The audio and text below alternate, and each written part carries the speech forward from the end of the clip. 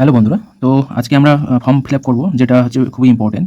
অনেক ফ্যামিলি বলতে maximum family আমাদের পশ্চিমবাংলায় 6 থেকে 7 জন ফ্যামিলি একসাথে বসবাস করে। তো সেই সমস্ত ফ্যামিলির অন্নপূর্ণা ফর্ম ফিল আপ কীভাবে ফর্ম ফিল আপ করবো, হ্যাঁ, সেটা নিয়ে আজকে আলোচনা করবো। তোমাদের উদাহরণ দিয়ে বোঝানোর জন্য আমি এখানে কয়েকজন ফ্যামিলির সদস্যের নাম লিখেছি। এই ফ্যামিলিতে টোটাল 7 জন মেম্বার রয়েছে। এটা হচ্ছে নবীন অধিকারী, প্রতিমা অধিকারী, এরা হচ্ছে পরিবারের প্রধান। তার ছেলে হচ্ছে শুভেন্দু অধিকারী এবং তার বৌমা হচ্ছে প্রতিমা অধিকারী। আর আবার তার মেয়ে হচ্ছে রেখা অধিকারী, শুভেন্দু অধিকারীর মেয়ে হচ্ছে রেখা অধিকারী, ছেলে হচ্ছে প্রবীণ অধিকারী এবং গোপাল অধিকারী। তো টোটাল হচ্ছে এরা 7 জন পরিবারের মেম্বার। তো এই 7 জন পরিবারের মেম্বার যদি হয়ে থাকে, তাহলে এরা কীভাবে অন্নপূর্ণা ভাণ্ডারের ফর্ম ফিল আপ করবে? তো তারা কি একটাতেই ফর্ম ফিল আপ করলেই হয়ে যাবে, একটা অন্নপূর্ণা ভাণ্ডার ফর্ম ফিল আপ করলেই হয়ে যাবে, নাকি দুটো করতে হবে? তো আমি তাদেরকে ক্লিয়ারলি বলে দিচ্ছি। দেখো, এখানে কিন্তু প্রতিমা অধিকারী এবং তার বৌমা প্রতিমা অধিকারী দুজনের একই নাম আছে, ঠিক আছে? তারা কিন্তু দুজনেই অন্নপূর্ণার জন্য আবেদনকারী। তো সেক্ষেত্রে এখানে আমরা দুটো ফর্ম ফিল আপ করবো, কারণ এখানে টোটাল কিন্তু মেম্বার 7 জন। আর অন্নপূর্ণা ভাণ্ডারের যে টোটাল ফ্যামিলির সংখ্যাটা টোটাল দেওয়া আছে, তোমরা এখানে দেখতে পাচ্ছ।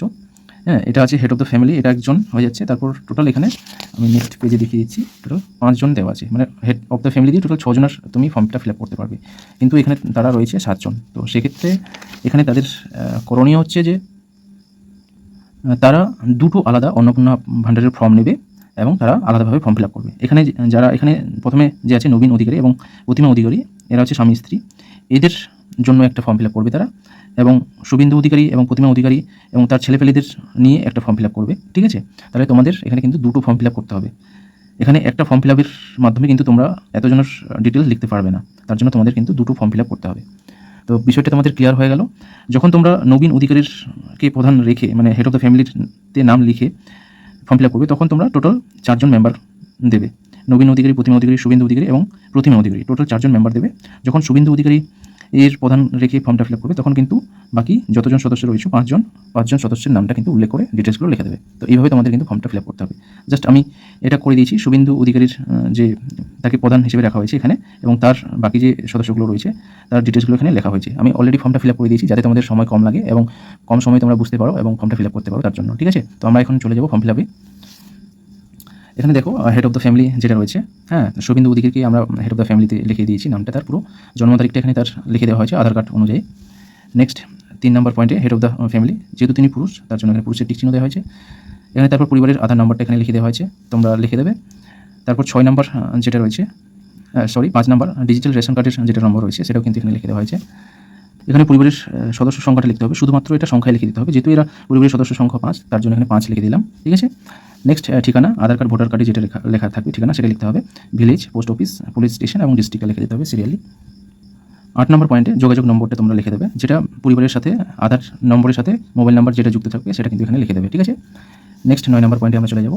9 নম্বর পয়েন্টে আমরা যেটা হচ্ছে পরিবারের প্রধান, তার নামটা লিখে দেবো, শুভেন্দু অধিকারী, তার নামটা আমরা লিখে দিয়েছি। তারপর এখানে তার বইয়ের নামটা লিখেছি, প্রতিমা অধিকারী, তার জন্ম তারিখ, লিঙ্গ, পরিবারের প্রধানের সাথে সম্পর্ক, তিনি হচ্ছে স্ত্রী, ওয়াইফ লিখে দিয়েছি, এবং আধার নাম্বার এখানে তোমরা লিখে দেবে। সাথে দেখো প্রতিমা অধিকারী ইনি কিন্তু অন্নপূর্ণা যোজনার জন্য আবেদন করছেন, তার জন্য এখানে কিন্তু টিক চিহ্ন দিয়ে দেবো। এটা কিন্তু খুবই ইম্পর্টেন্ট, এটা না করতে গেলে কিন্তু তোমার অন্নপূর্ণা ভাণ্ডারের নামটা কিন্তু এন্ট্রি হলেও কিন্তু তুমি পাবে না, হ্যাঁ, টাকা। তো এটা তোমাকে টিক চিহ্ন দিতেই হবে। বাকি সদস্যদের যে ছেলেপেলে রয়েছে সেগুলোর নাম এখানে আমি একে একে লিখে দিয়েছি, সেটা তোমরা লিখে দেবে। তো এক নম্বর ফর্মটা আমাদের ফিল আপ হয়ে গেল। নেক্সটে আমরা চলে যাব 2 নম্বর পেজে। পরিবারের সাথে সম্পর্ক, ডটার, হ্যাঁ, আধার নাম্বারটা লিখে দিলাম। হ্যাঁ, এরা যেহেতু তার ছেলেপেলে, এরা কিন্তু অন্নপূর্ণার জন্য আবেদন করছে না, তার জন্য এখানে কোনো কিছু করতে হবে না। বাকি সব সদস্যগুলোর নাম এবং জন্ম তারিখ, লিঙ্গ, হ্যাঁ, পরিবারের সাথে সম্পর্ক, আধার নাম্বার একে একে আমি লিখে দিয়েছি 4 নম্বর পর্যন্ত, হ্যাঁ। তো এইভাবে তোমরা সেটা ফর্ম ফিল আপ করে দেবে। নেক্সট চলে যাবো আমরা 10 নম্বর পয়েন্টে। এখানে 10 নম্বর পয়েন্টে যেটা করতে হবে, এখানে 10 নম্বর পয়েন্টে হচ্ছে হেড অফ দ্য ফ্যামিলি যে থাকছে তার ব্যাঙ্ক নাম্বার, হ্যাঁ, অ্যাকাউন্ট নাম্বারটা, সেটা ব্যাঙ্কের নামটা, অ্যাকাউন্ট নাম্বার এবং আইএফএসসি কোডটা দিয়ে দেবে, ঠিক আছে? যেটা ডিবিটি লিঙ্কে করা থাকতে হবে, ডিবিটি লিঙ্ক করা থাকতে হবে অ্যাকাউন্টের সাথে। সেই সমস্ত অ্যাকাউন্টগুলো কিন্তু এখানে লিখবে, ঠিক আছে? যে সমস্ত অ্যাকাউন্ট তোমাদের ডিবিটি লিঙ্ক করা আছে। এখানে ব্যাংকের স্ত্রীর, এখানে সদস্য 1 এ স্ত্রীর নামটা লেখা হয়েছিল, তার জন্য স্ত্রীর ব্যাংকের নামটা এবং ব্যাংকের অ্যাকাউন্টের নাম্বারটা এবং আইএফএসসি কোড। বাকি যে সমস্ত সদস্যগুলো রয়েছে ছেলে, তাদের ছেলেপেলে যদি অ্যাকাউন্ট থাকে তাহলে লিখবে, যদি না থাকে তাহলে লেখার কোনো প্রয়োজন নেই। আমাদের তাহলে এখানে 2 নম্বর পেজটা কমপ্লিট হয়ে গেল। নেক্সট পেজে আমরা চলে যাব, 3 নম্বর পেজে। 3 নম্বর পেজে যেটা রয়েছে 11 নম্বর পয়েন্ট, এপিক নাম্বার, হ্যাঁ, হেড অফ দ্য ফ্যামিলির সকল প্রাপ্তবয়স্ক সদস্য যদি থাকে, হ্যাঁ, 18 বছরের উপরে যদি থাকে, তাহলে তাদের হেড অফ দ্য ফ্যামিলি এখানে প্রথমে আছে, তার ভোটার নাম্বারটা এবং ভোটার কোন ক্ষেত্রের বিধানসভার ক্ষেত্রে সেটা লিখে দেবে। হ্যাঁ, তার স্ত্রীর এখানে এপিক নাম্বারটা এবং কোন বিধানসভার ক্ষেত্র সেটা লিখে দেবে। এদের বাচ্চা কাচ্চাদের যেহেতু 18 বছর হয়নি, হ্যাঁ, ভোটার কার্ড হয়নি, সেক্ষেত্রে এদের লিখতে হবে না। যদি হয়ে থাকে তাহলে তোমরা সেটা লিখে দিতে পারো। এখানে 12 নাম্বারটা দিয়েছে। এখানে তোমরা কোন ক্যাটাগরির মধ্যে পড়ছো, এসসি, এসটি, ওবিসি। এখানে এসসি যদি হয় তাহলে এসসিতে টিক করবে, ওবিসি হলে ওবিসিতে টিক চিহ্ন করে দেবে। এটা দেবে অ্যাকচুয়ালি যে অন্নপূর্ণা ফান্ডের জন্য অ্যাপ্লাই করছে তার যদি এসসি, এসটি, ওবিসি সার্টিফিকেট থাকে তাহলে তোমরা এখানে টিক চিহ্ন মারবে। হেড অফ দ্য ফ্যামিলির যদি এসসি সার্টিফিকেট থাকে তাহলে তোমরা এখানে টিক চিহ্ন দেবে না, কারণ তিনি তো এটা অন্নপূর্ণার জন্য আবেদন করছেন না। যিনি আবেদন করবেন অন্নপূর্ণার জন্য তার যদি SC, ST, OBC general certificate থাকে তাহলে কিন্তু এখানে টিক চিহ্নটা দেবে।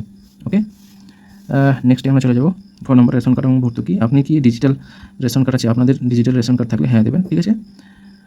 যদি হ্যাঁ হয় তবে রেশন কার্ডের ধরন উল্লেখ করুন। হ্যাঁ, রেশন কার্ডগুলোতে লেখা আছে সেটা তোমরা টিক চিহ্ন দিয়ে এখানে লিখে দেবে। রেশন কার্ড কোন ধরনের কার্ড সেটা তোমাদের নাম্বার দেওয়া আছে। পরিবারের রেশন দোকান থেকে মাসিক রেশন তুলছে কিনা, হ্যাঁ, প্রত্যেক মাসে রেশন তুললে সেটা হ্যাঁ থেকে টিক চিহ্ন দেবে। এবার বাড়ি ধরুন, আপনার বাড়িতে কি 3 বা তার বেশি পাকা ঘর রয়েছে? যদি থাকে হ্যাঁ করবেন, যদি না থাকে না করবেন। পরিবারের জমির মালিকানা, দেখো অনেকজনের জমি নেই, অনেকজনের জমি আছে, কারো আবার পাকা বাড়ি আছে, ঠিক আছে। যেহেতু এখানে জমির মালিকানার কথাটাই বলেছে তার জন্য এখানে জমি যদি থাকে তাহলে হ্যাঁ করবেন, যদি না থাকে তাহলে না করবেন। কারো যদি পাকা বাড়ি থাকে, ব্যবসা টেটা থাকে, সেগুলো কিন্তু এখানে উল্লেখ করার কোনো প্রয়োজন নেই, ক্লিয়ারলি এখানে বলে দিচ্ছি। তো নাম্বার 3 পেজ কমপ্লিট হয়ে গেল। আমরা চলে যাব 4 নম্বর পেজে। 4 নম্বর পেজে যেটা রয়েছে, হ্যাঁ, পরিবারের সকল সদস্যের মোট জমির পরিমাণ। তো এখানে টোটাল সকল সদস্যদের যদি থাকে জমি তাহলে পরিমাণটা লিখিয়ে দেবে, ঠিক আছে। সেটা জমি তোমাদের দলিলে লেখা আছে, হ্যাঁ, তো শংসাপত্রে সেটা লেখা আছে, সেটা তোমরা উল্লেখ করে দেবে। এবার এখানে যানবাহন বলতে আপনাদের যদি 4 চাকার গাড়ি থাকে তাহলে হ্যাঁ করবেন, যদি না থাকে তাহলে না করে দেবেন, ঠিক আছে। যদি হ্যাঁ করেন তাহলে গাড়ির নাম্বার এবং রেজিস্ট্রেশন নাম্বারটা এখানে লিখে দেবেন। নাম্বার 5 নম্বরে যেটা আছে, পরিবার ভিত্তিক সদস্যদের স্বাস্থ্য বিমা। স্বাস্থ্য বিমা বলতে টার্ম ইন্স্যুরেন্সটাকে আমরা এখানে বুঝবো, হ্যাঁ। টার্ম ইন্স্যুরেন্স বলতে 500,000 টাকায় যেটা শুধুমাত্র হেলথ ইন্স্যুরেন্সের জন্য নিয়েছে, হ্যাঁ। যদি কোনো দুর্ঘটনায় ঘটে যায় তাহলে কিন্তু 50 লাখ 1 কোটি টাকা পাওয়া যায়, সেই সমস্ত টার্ম ইন্স্যুরেন্সকেই কিন্তু এখানে বোঝাচ্ছে। তো যদি নিয়ে থাকেন তাহলে হ্যাঁ করবেন, যদি না নিয়ে থাকেন তাহলে না করবেন, ঠিক আছে। তো নাতে আমি টিক চিহ্ন দিয়ে দিয়েছি, যেহেতু এদের কোনো টার্ম ইন্স্যুরেন্স নেই, হেলথ ইন্স্যুরেন্স নেই। তো বাকি সদস্যদের এখানে যারা রয়েছে এদের কোনো কিছু আর কোনো প্রয়োজন নেই, যদি একবার তোমরা নাতে টিক চিহ্ন দিয়ে দাও। আমরা চলে যাব নেক্সটে আয়, ঠিক আছে। এখানে আয় ও পেশা, কোনো সদস্য কি আয়গত পেশাগত কর প্রদান করেন, হ্যাঁ। তো ট্যাক্স যদি দিয়ে থাকেন তাহলে হ্যাঁ করবেন, যদি না দিয়ে থাকেন তাহলে কিন্তু না করবেন।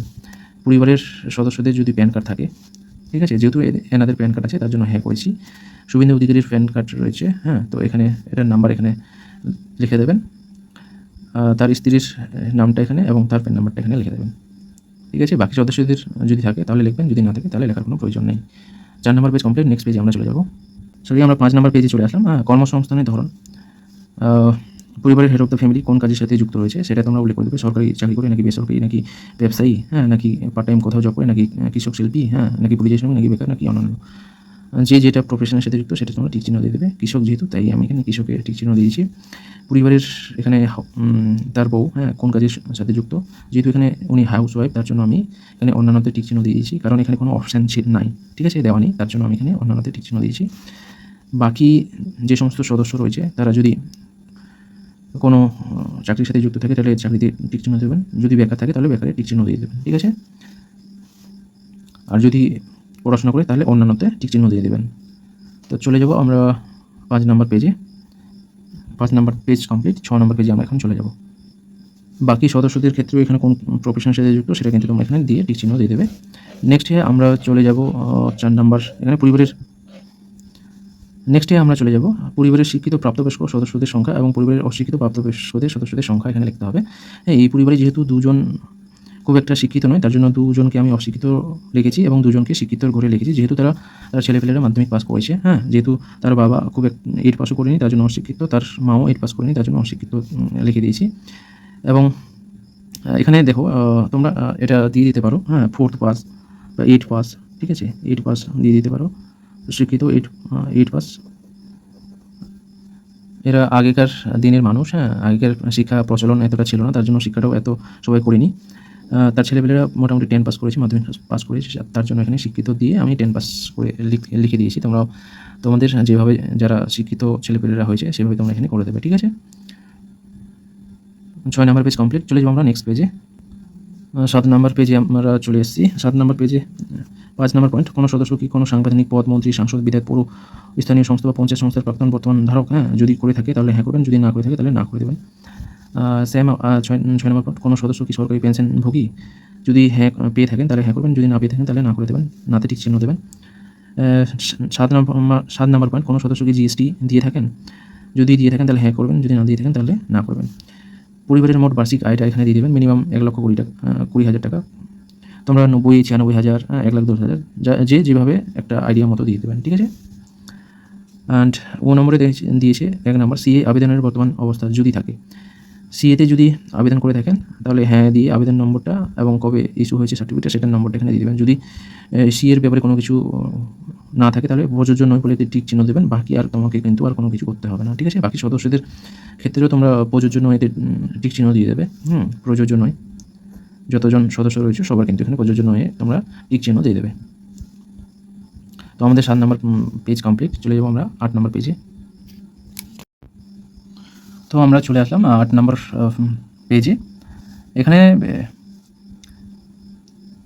8 নম্বর পেজের ইম্পর্টেন্ট বিষয় হচ্ছে অন্যান্য কিষাণ ক্রেডিট কার্ড, কিষাণ ক্রেডিট কার্ড, এআরডি, শিল্পী ক্রেডিট কার্ড, মৎস্যজীবী ক্রেডিট কার্ড আছে, শিক্ষার্থী ক্রেডিট কার্ড যদি থাকে তাহলে হেড অফ দ্য ফ্যামিলির বা আদার সদস্যদের যদি থাকে সেটার নাম্বার, আইডি নাম্বারটা এবং কোন তারিখে ইস্যু হয়েছিল সেটা দিয়ে দেবে। যদি না থাকে তাহলে কিন্তু এখানে কোনো কিছু ফর্ম ফিল আপ করার প্রয়োজন নেই, ঠিক আছে। লাস্ট যেটা 3 নম্বর রয়েছে 8 নম্বর পেজের, এখানে চলে আসলাম আমরা 3 নম্বরে। এসআইআরে 2026-এ নাম বাদ পড়ে থাকে তাহলে তবে মামলাটি ট্রাইব্যুনালে বিচারাধীন কিনা।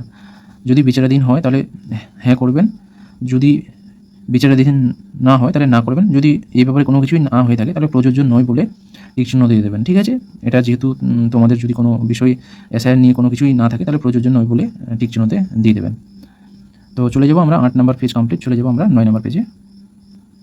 9 নম্বর পেজেও কিন্তু যেটা আছে এসআইআর নিয়ে রয়েছে সেটা যদি না হয়ে থাকে তাহলে প্রযোজ্য নয়, বাকি সদস্যদের ক্ষেত্রেও তোমরা টিক চিহ্ন দিয়ে দেবে, ঠিক আছে।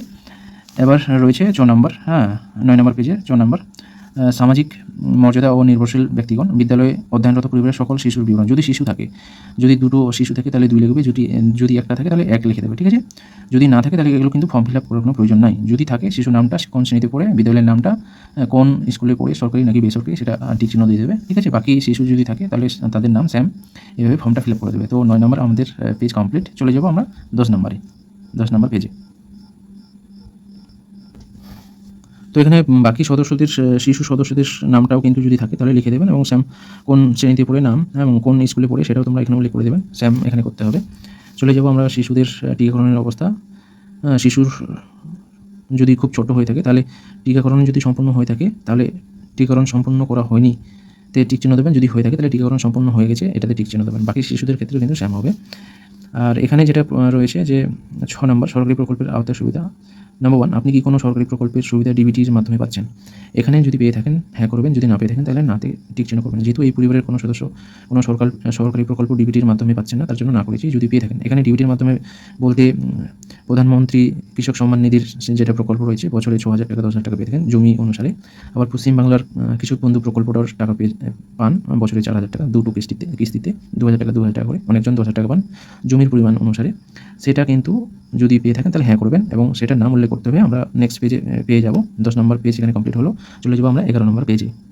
তো এখানে যদি পেয়ে থাকেন তাহলে তোমরা কৃষক বন্ধু প্রকল্পের যে মাধ্যমে যেটা পান টাকা, সেটা লিখে দেবেন। যদি প্রধানমন্ত্রী কিষাণ সম্মান নিধি পেয়ে থাকেন সেটাও কিন্তু উল্লেখ করে দেবেন। এখানে প্রত্যাহার করতে চান নাকি কন্টিনিউ পেতে চান, তাহলে যদি প্রত্যাহার করতে চান তাহলে হ্যাঁ করবেন, যদি না করতে চান তাহলে এখানে কোনো কিছু করার প্রয়োজন নেই। যদি কন্টিনিউ প্রকল্পের টাকা পেতে চান তাহলে তোমাকে এখানে কোনো কিছু করার প্রয়োজন নেই, শুধু প্রকল্পটার নামটাই লিখলেই হবে, ঠিক আছে।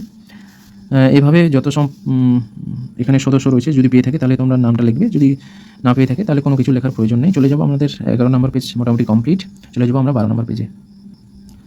12 নম্বর পেজে সেম রয়েছে, প্রকল্পের নামটা দিতে হবে, লাস্টের দিকে এখানে করতে হবে, শুধু করতে হবে বলতে 2 নম্বর যেটা নম্বর রয়েছে সেটাতে ঘোষণার সম্মতি আছে। আমি এই মর্মে ঘোষণা করছি যে উপরের প্রদত্ত তথ্য আমার জ্ঞান এবং বিশ্বাস অনুযায়ী আমি সঠিক লিখেছি, তার জন্য এখানে সম্মত অপশানটাতে টিক চিহ্ন দিয়ে দিতে হবে। আমি এখানে এগ্রি করে নিলাম, আমি মত দিয়ে দিলাম যে আমি যা কিছু এখানে লিখেছি সবই সত্যি।